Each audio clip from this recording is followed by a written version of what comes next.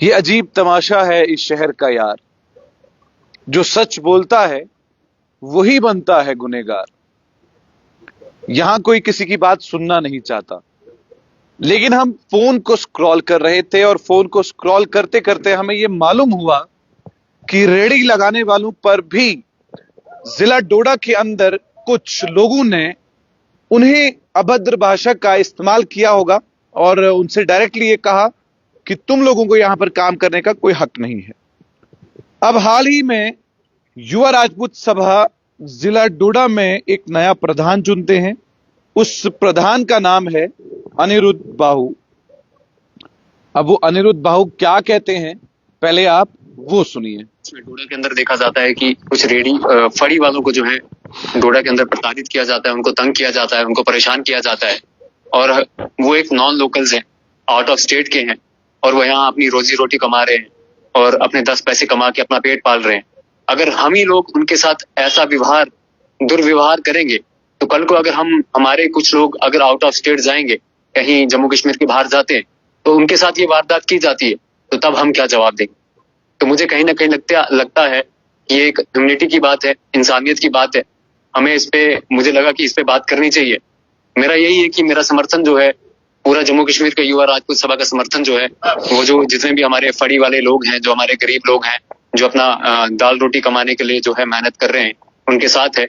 बाकी ये है कि जिन लोगों ने ये सब दुर्व्यवहार जो है कल के दिन जो किया, जो हमने सोशल मीडिया के थ्रू देखा, वो बहुत ही निंदनीय है, गलत है, और मैं इसका कड़ी शब्दों में निंदा करता हूँ। देखिए, मैं इस बात पे जो है एडमिनिस्ट्रेशन से एक अपील करना चाहूंगा, रिक्वेस्ट करना चाहूंगा कि अगर आपको लगता है कि जो है कि ये एक इनडायरेक्ट तरीके से जो है इन्होंने ये सब काम खोला हुआ है या काम कर रहे हैं, तो आपको इनको कहीं ना कहीं मुझे लगता है कि एक अच्छा इंफ्रास्ट्रक्चर, एक अच्छी जगह जो है तय करके देनी चाहिए, ताकि ये भी अपनी रोजी रोटी कमा पाए और इनका काम भी चले और इनकी दाल फुल्का भी जो है वो भी चले। तो मुझे लगता है एडमिनिस्ट्रेशन से भी ये मेरी अपील रहेगी कि इनको कोई प्रताड़ित ना करे, इनको कोई तंग ना करे। इनके साथ पूरा युवा राजपूत सभा का समाज जम्मू कश्मीर का खड़ा है, और मैं इसी बात के साथ आपको कहना, देखिए बात ऐसी है। अनिरुद्ध बाहू जो हाल ही में युवा राजपूत सभा के जिला डोडा में प्रेसिडेंट बनाए गए हैं, उनका कहना यह है कि प्रताड़ित लोगों के साथ बहुत गलत किया जा रहा है और युवा राजपूत सभा, पूरी जम्मू कश्मीर की युवा राजपूत सभा जो है वो इनके साथ है। ये बहुत अच्छी बात इन्होंने कही और मुझे प्रशंसा हुई ये सुनकर, क्योंकि मैं भी चाहता हूं कि जम्मू कश्मीर के लोग अमन और शांति में रहे। लेकिन मुझे एक सवाल है अनिरुद्ध बाहू से, और सवाल मेरा यह है कि इस समय जम्मू सबसे ज्यादा सफर कर रहा है, जम्मू की कोई बात नहीं कर रहा। जम्मू में की बेरोजगारी का आलम बढ़ चुका है और ये प्रेसिडेंट जो है, इन्होंने ये कहा कि अगर यहां पर प्रताड़ित किया जाएगा तो जब जम्मू कश्मीर के बाहर हमारी जम्मू कश्मीर का कोई जाएगा तो उसे भी प्रताड़ित किया जाएगा। शायद ये खबरें देखते नहीं है। अगर ये खबरें देखते तो इन्हें मालूम होता कि बजरंग दल के 3 से 5 लोगों को उत्तराखंड काशी में गिरफ्तार किया गया है, क्योंकि उन्होंने कश्मीर से आया हुआ एक युवक जो शॉल बेचता था उसके साथ मारपीट की है। यह वारदात यहीं नहीं रुकी, ये उत्तर प्रदेश में भी ये चल रहा है, फिर उत्तर प्रदेश में भी नहीं रुका, फिर अरुणाचल प्रदेश में भी ये चल रहा है। तो ये तमाम जगहों पर जब भी जम्मू कश्मीर से कोई जाता है तो अगर वो अपना नाम जब पहचान जब देता है तो लोगों को ये लगता है ये कश्मीरियत है, तो उससे ये कहा जाता है कि तुम ये कहो, तुम ये कहो, तुम ये कहो। लेकिन हमारे जम्मू कश्मीर में ऐसा नहीं है। हमारे जम्मू कश्मीर में इस समय क्रिसमस के दौरान या दिवाली के दौरान या ईद के दौरान बाहर के लोग आकर ईद के कपड़े बेचते हैं, होली के त्यौहार पर होली का रंग बेचते हैं, दिवाली के त्यौहार पर दिवाली के पटाखे बेचते हैं, क्रिसमस के त्यौहार पर बहुत सारी चीजें जो थी वो बिक रही थी बिल्कुल चर्च के बाहर, और एक दर कतार लाइन लगी हुई थी। लेकिन किसी ने किसी से कोई सवाल नहीं किया, किसी ने किसी से कुछ नहीं कहा कि तुम्हें यह कहना होगा। ये जब जम्मू कश्मीर से, खासकर कश्मीर से कोई जाता है उसे यह कहा जाता है। लेकिन युवा राजपूत सभा अगर डोडा में इस बात को कंडेम कर रही है कि एक नॉन लोकल के साथ ऐसे हादसा नहीं होने चाहिए, यह बहुत अच्छी बात है। तो जम्मू में युवा राजपूत सभा कहां है?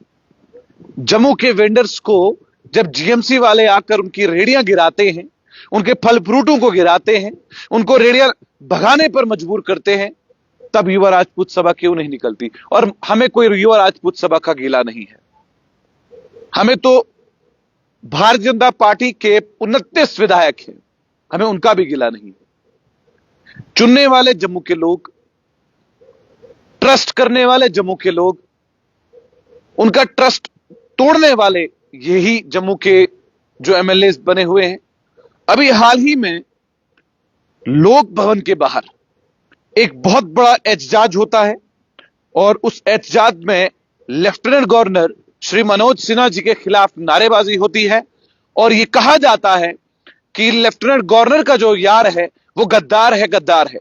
तो भारतीय जनता पार्टी में कितने ऐसे लोग हैं जो लेफ्टिनेंट गवर्नर से मुलाकात करते हैं तो वो क्यों नहीं जम्मू की बात करते? वो जम्मू के लोगों के हक की क्यों बात नहीं करते? वो क्यों नहीं ये कहते हैं कि जम्मू के लोगों को कितनी ज्यादा तकलीफें सहनी पड़ रही है? क्यों श्री माता वैष्णो देवी यूनिवर्सिटी का इतना बड़ा 42 सीटों का मामला जो है वो हमारे जम्मू में आया? क्यों युवा राजपूत सभा को विक्रम चौक का पुल बंद करना पड़ा? क्यों अपनी बात रखने के लिए सरकार को हमेशा एक ऐसा उपाय करना पड़ता है जिसमें या तो रोड ब्लॉक करके पूरा जम्मू जो है वो सफर करता है, फिर उसमें फायर ब्रिगेड भी आता है अगर वो कहीं आग बुझाने जा रहा हो, फिर उसमें एम्बुलेंसेस भी आती हैं अगर उसमें कोई पेशेंट को रेफर किया हो कहीं के लिए। लेकिन जब एडमिनिस्ट्रेशन बात ही नहीं सुनती है तो फिर ये हंगामे होते हैं। अब हाल ही में एक हंगामा लोक भवन के बाहर देखने को मिला और हंगामा यही था कि श्री माता वैष्णो देवी पर 42 सीटें मुसलमानों को क्यों मिली और लेफ्टिनेंट गवर्नर के खिलाफ नारेबाजी करने वाले जो लोग थे, जो युवा थे, वो या तो वीएचपी के थे या एबीवीपी के थे या बजरंग दल के थे या स्मृति के थे। लेकिन भाजपा के जो कार्यकर्ता, भाजपा के स्पोक्स पर्सन या भाजपा के जो हर दिन एक नई प्रेस रिलीज निकालते हैं वो लेफ्टिनेंट गवर्नर से मुलाकात करते हैं। वो क्यों नहीं आप जम्मू के लोगों की बात करते हैं? वो क्यों नहीं जम्मू के वेंडर्स की बात करते हैं? वो क्यों नहीं जम्मू के दुकानदारों की बात करते हैं? वो क्यों नहीं जम्मू के बेरोजगार लड़कों की बात करते हैं? वो क्यों नहीं जम्मू के मामलात पर बात करते हैं, मेडिकल इंफ्रास्ट्रक्चर पर बात करते हैं, एजुकेशन विभाग पे बात करते हैं, पीएचई डिपार्टमेंट के बारे में वो क्यों नहीं बात करते? हालांकि मुलाकात वो करते हैं, ऑन कॉल वो जाते हैं और लेफ्टिनेंट गवर्नर मुलाकात देते हैं। अब इसमें तो ऐसा नहीं है कि आप लेफ्टिनेंट गवर्नर के खिलाफ नारेबाजी लगाएंगे, आप ये कहेंगे एलजी का जो यार है गद्दार है, गद्दार है। लेफ्टिनेंट गवर्नर जबरदस्त काम कर रहे हैं अपना। नकेल जो कसी जाती है ना दहशतगर्दी पर, वो लेफ्टिनेंट गवर्नर मनोज सिन्हा ने कसी है और हम बड़े खुश हैं, बड़ी प्रशंसा है हमें कि ओजीडब्ल्यू वर्कर्स, देशद्रोही वाले लोग, उन पर नकेल कसी जाती है, उनका सब कुछ छीन लिया जाता है, होना चाहिए। लेकिन ये जो भाजपा के लोग हैं, ये जब लेफ्टिनेंट गवर्नर से जाते हैं मिलने के लिए, ये क्यों नहीं पीएचई वालों की बात करते हैं? ये क्यों नहीं पीडीडी विभाग की बात करते हैं? ये क्यों नहीं जम्मू के उन लोगों की बात करते हैं जिनको रोज जम्मू म्युनिसिपल कॉर्पोरेशन सताती है? ये क्यों नहीं उन रेडी वालों की बात करते हैं जिन्होंने 15-15 हजार रुपए की रेडियां ली, उनको जीएमसी वाले काम करने नहीं देते?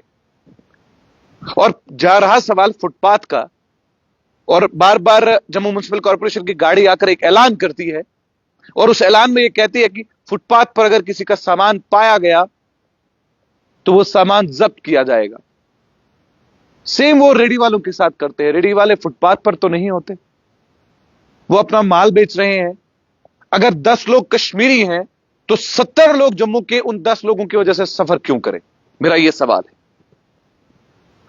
यह जिद, ये भेदभाव, ये अजीब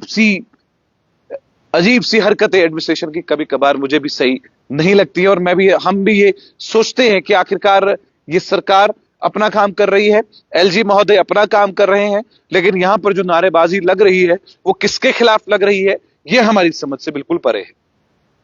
अब जब लेफ्टिनेंट गवर्नर के खिलाफ नारेबाजी हुई, नारेबाजी होने के बाद लोगों को यह लगा कि इस पर श्राइन बोर्ड कोई मामला बताएगी, लेकिन ऐसा नहीं हुआ।